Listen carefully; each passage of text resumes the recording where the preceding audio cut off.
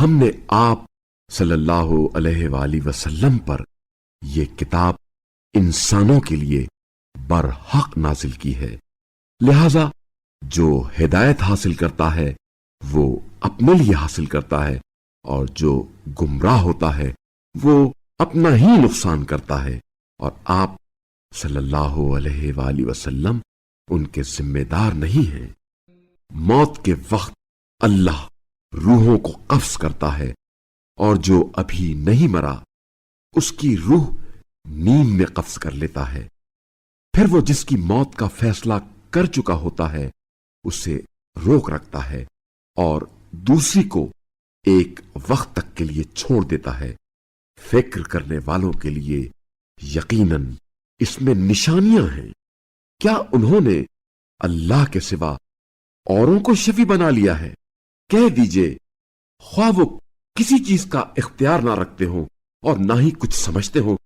تب بھی شفیع بنیں گے؟ کہہ دیجئے، ساری شفاعت اللہ کے اختیار میں ہے، آسمانوں اور زمین کی بادشاہت اسی کی ہے، پھر تم اسی کی طرف پلٹائے جاؤ گے۔ اور جب صرف اللہ کا ذکر کیا جاتا ہے تو آخرت پر ایمان نہ رکھنے والوں کے دل متنفر ہو جاتے ہیں، اور جب اللہ کے سوا اوروں کا ذکر کیا جاتا ہے تو وہ خوش ہو جاتے ہیں۔ کہہ دیجئے، اے اللہ، آسمانوں اور زمین کے خالق،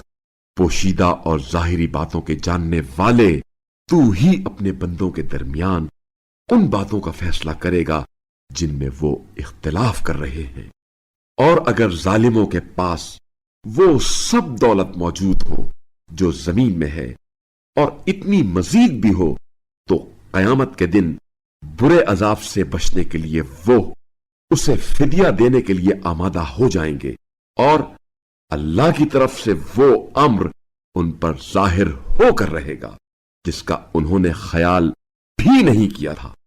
اور ان کی بری کمائی بھی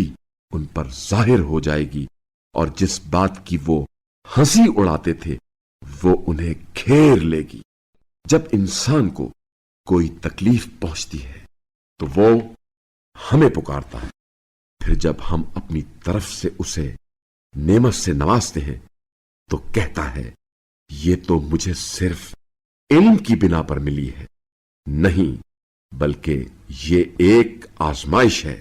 لیکن ان میں سے اکثر نہیں جانتے۔ ان سے پہلے لوگ بھی یہی کہا کرتے تھے، تو جو کچھ وہ کرتے تھے ان کے کسی کام نہ آیا۔